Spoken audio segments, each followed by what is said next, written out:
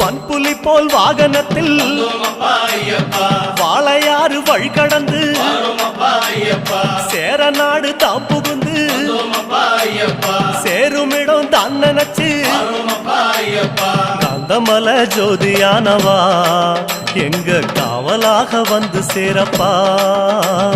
காந்தமல ஜோதியானவா எங்க காவலாக வந்து சேரப்பா. சன்னதியில் கட்டுங்கட்டி சபரிமலை காடு தேடி